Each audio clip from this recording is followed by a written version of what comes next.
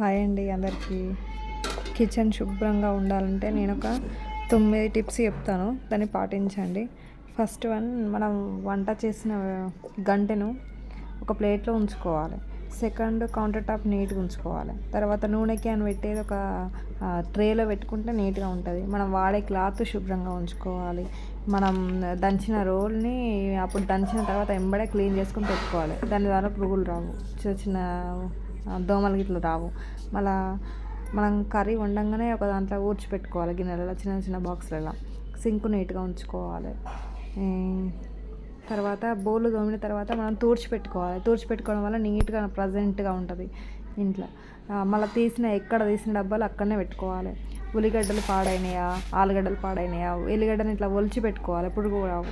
ఇట్లా నీట్గా ఉంచుకుంటే కిచెన్లో కొంచెం శుభ్రంగా ఉంటుంది. మనం పోపుల డబ్బాలు తీస్తాం, మళ్ళీ ఆడ పెడతాం. అట్లా పెట్టకుండా మళ్ళీ తీసి మళ్ళీ తుడుచుకొని మళ్ళీ నీట్గా పెట్టుకోవాలి. అట్లుంటే శుభ్రంగా ఉంటుంది.